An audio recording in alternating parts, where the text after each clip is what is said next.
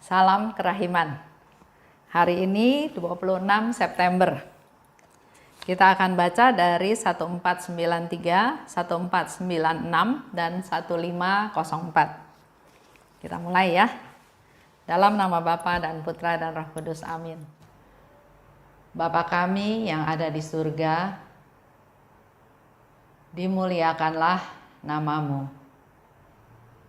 Datanglah kerajaanmu, jadilah kehendakmu di atas bumi seperti di dalam surga. Berilah kami rejeki pada hari ini, dan ampunilah kesalahan kami, seperti kami pun mengampuni yang bersalah kepada kami.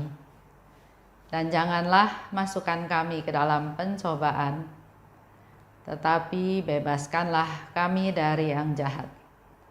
Amin. Dalam nama Bapa dan Putra dan Roh Kudus. Amin. 1493. O Yesusku, sejak saat aku menyerahkan diri sepenuhnya kepadamu, aku tidak lagi memikirkan apapun untuk diriku sendiri. Engkau dapat bertindak terhadap aku menurut apa yang berkenan di hatimu. Hanya satu hal yang aku pikirkan, yakni apa yang kau inginkan. Apa yang dapat kulakukan ya Tuhan untuk menyenangkan hatimu. Setiap kesempatan ku cermati dan ku perhatikan. Tidak menjadi masalah kalau dalam masalah ini aku dinilai salah. 1496, 17 Januari 1938. Hari ini, sejak pagi-pagi buta, jiwaku telah diliputi kegelapan. Aku tidak dapat mengangkat diri kepada Yesus dan aku merasa seolah-olah sudah ditinggalkan olehnya. Tetapi aku tidak mau berpaling kepada ciptaan untuk mencari terang, sebab aku tahu bahwa mereka tidak akan mampu menerangi aku kalau Yesus menghendaki aku tetap berada dalam kegelapan. Aku berserah kepada kehendak dan sengsaranya yang kudus. Tetapi semakin lama pergulatanku menjadi semakin berat. Dalam ibadat sore, aku ingin memadukan diri dengan para suster lewat doa. Ketika ibadat sore tiba, dalam pikiranku, aku pergi ke kapel, tetapi rohku tenggelam dalam kegelapan yang bahkan semakin pekat. 1504. Tuhan, Engkau tahu bahwa sudah sejak masa mudaku, aku selalu mencari kehendak-Mu. Dan ketika mengetahuinya, aku selalu berusaha mengamalkannya. Hatiku telah menjadi terbiasa dengan ilham-ilham Roh Kudus. Kepadanya aku selalu setia. Di tengah hiruk-pikuk yang paling gaduh pun, aku dapat mendengar suara Allah. Aku selalu mengetahui apa yang sedang terjadi dalam batinku. Kita lihat ya tadi di 1493. Satu hal yang aku pikirkan, yakni apa yang kau inginkan. Jadi dalam hidupnya Suster Faustina yang jadi fokus adalah bukan apa yang saya mau, apa yang saya rencanakan, apa yang saya harapkan, apa yang saya butuhkan, tapi dia punya satu target saja. Apa yang kau inginkan, itu yang dia pikirkan. Apa ya kira-kira yang Tuhan inginkan? Nah, ini juga bisa kita terapkan dalam hidup kita sehari-hari. Kalau kita menghadapi suatu situasi, suatu masalah, kira-kira melalui masalah ini, kira-kira Tuhan mau apa ya? Tuhan menginginkan apa ya? Pernah suatu kali ada seseorang minta nasihat. Karena dia minta nasihat, ya saya kasih nasihat. Kalau dulu, kalau saya lihat salah atau saya ingin memberikan pendapat, ingin memberi nasihat, ya saya langsung kasih nasihat. Tapi melalui pengalaman, enggak semua orang senang dikasih nasihat, walaupun nasihatnya betul. Ya, akhirnya saya ngobrol juga sama suami saya. Lebih baik kalau orang itu minta nasihat, kita baru kasih nasihat. Karena kalau dia nggak minta, akibatnya adalah siapa kamu? Sok tahu, sok ngatur, sok bener, salah lagi kan? Jadi akhirnya orang itu minta nasihat, ya saya jelas memberikan nasihat, memberikan masukan atau memberikan pendapat. Kalau pendapat saya adalah ini. Tapi ternyata bukan itu yang dia harapkan. Yang dia inginkan adalah apa yang dia lakukan, saya setuju. Ya, jadi seolah-olah minta nasihat, tapi sebetulnya bukan lagi minta nasihat. Justru lagi mau menginformasikan bahwa saya melakukan sesuatu dan kamu harus setuju. Nah, artinya dalam hal ini, saya ingat kalau misalnya orang tanya sama saya, begitu pula melalui kejadian ini, kira-kira Tuhan inginkan apa ya? Kasih tahu kebenaran, ya saya bilang tentang kebenaran. Orang yang nggak terima, orang yang marah, karena ternyata bukan itu yang dia mau. Yang dia mau adalah dukungan. Akibatnya, orangnya marah,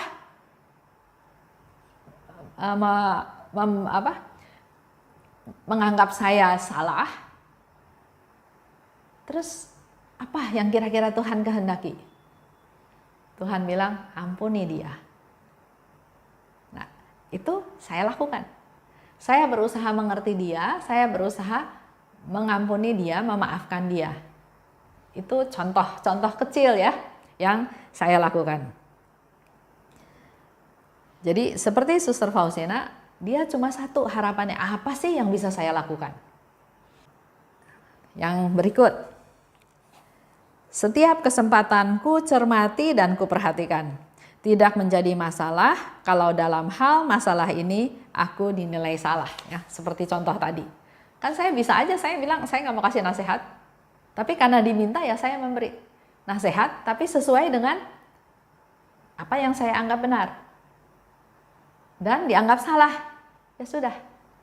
Terima dan proses selanjutnya apa yang Tuhan kehendaki. Maklumi dia, ampuni dia. Dan hal yang lain, ya. Jadi jangan takut dinilai salah. Yang penting punya niat untuk berbuat baik. Kalau punya niat berbuat baiklah. Diterimanya salah, diterimanya nggak benar, diterimanya yang lain, itu udah urusan belakang. Yang penting kita berbuat baiklah. Lanjut ya. Sejak pagi-pagi buta, jiwaku telah diliputi kegelapan. Aku tidak dapat mengangkat diri kepada Yesus. Seolah-olah aku sudah ditinggalkan olehnya. Tapi aku tidak mau berpaling pada ciptaan. Nah, kita juga suka ya mengalami kesulitan, jalan buntu, kesusahan. Waduh, gimana ini? Kayaknya udah nggak ada lagi pertolongan. Ada anjuran, tanya ke si ini, tanya ke si itu, tanya ke orang pinter. Nah itu mengandalkan ciptaan. Yang harusnya tidak boleh kita lakukan, karena kita hanya mengandalkan Tuhan saja. Di sini Suster Faustina ingatkan lagi, aku tidak mau berpaling kepada ciptaan untuk mencari terang. Sebab, ya, jadi Suster Faustina nggak mau mencari jawaban dari tempat yang lain. Ada kan orang ya yang sakit nggak sembuh-sembuh, sakit terus, bahkan diperiksa pun nggak tahu sakit apa. Mulailah ada masukan-masukan, wah jangan-jangan kamu dikerjain orang, jangan-jangan kamu diguna-guna, jangan-jangan ini, jangan-jangan itu, ya. Jangan mengandalkan ciptaan, ya Suster Faustina katakan di sini. Selanjutnya dia katakan, aku berserah kepada kehendak dan sengsaranya yang kudus. Terima, berserah pada kehendaknya dan sengsaranya yang kudus. Itu udah satu solusi, satu jalan. Nggak ada jalan yang lain yang lebih baik. Seperti Suster Faustina ya, juga berserah pada kehendak, menyerahkan kehendaknya dan sengsaranya yang kudus. Menyerahkan kepada Tuhan. Pasrah. Dan dikatakan di situ, rohku tenggelam dalam kegelapan yang makin pekat. Juga oke, nggak apa-apa. Karena dia sudah melakukan sesuatu yang betul. Saya berserah pada Tuhan, menyerahkan diri kepada kehendak Tuhan dan kepada sengsaranya Tuhan. Walaupun mengalami makin gelap, ya sudah. Karena yang penting adalah bukan apa yang dialami, tapi yang penting adalah dia menyerahkan semuanya kepada Tuhan. Walaupun dia mengalami kegelapan, Suster Faustina juga nggak mempermasalahkan atau bilang, Tuhan saya kan udah berserah sama Tuhan, kok saya mengalami gelap? Enggak ya, dia enggak protes. Dia enggak mempermasalahkan kegelapan tersebut. Tapi dia berdoa. Dalam doanya dikatakan, sejak masa muda, Suster Faustina selalu mencari kehendak Tuhan. Kalau sudah tahu, berusaha mengamalkannya. Dia sering dapat ilham-ilham Roh Kudus dan dia laksanakan dengan setia. Bahkan dikatakan di tengah hiruk pikuk, dia tetap bisa dengar suara Allah. Jadi ini step-step yang mau Suster Faustina bagikan kepada kita. Ya. Walaupun dalam masa kegelapan, dalam masa kesulitan yang besar, dalam masa sepertinya enggak ada solusi, jalan buntu, yang dia lakukan, dia bilang dia selalu mencari kehendak Allah.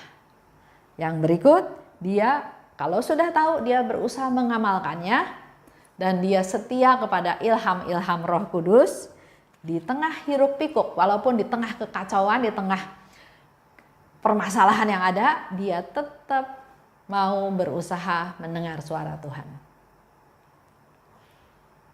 Artinya dalam segala hal dia tetap mengarah kepada Tuhan, dia bersandar pada Tuhan, dia mengandalkan Tuhan dan bersyukur.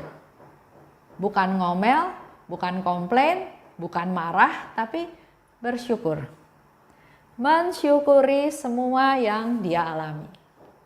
Karena tadi yang dikatakan oleh Suster Faustina bahwa dia sudah menyerahkan semua keberadaan dirinya pada kehendak Allah, pada sengsaranya Tuhan. Jadi dia udah gak perlu takut apa-apa lagi. Mari Bapak Ibu, kita juga yang sekarang mungkin dalam pergulatan, dalam masalah yang berat, karena kehilangan orang yang kita kasihi, karena masalah COVID, kehilangan pekerjaan, kehilangan bisnis, bahkan gelap, nggak tahu bagaimana besok, bagaimana masa yang akan datang, tapi kita belajar dari Suster Faustina. Menyerahkan semuanya pada kehendak Tuhan. Dan itu adalah yang sudah terbaik yang Tuhan berikan kepada kita. Baik, kita tutup ya dalam doa. Dalam nama Bapa dan Putra dan Roh Kudus, amin.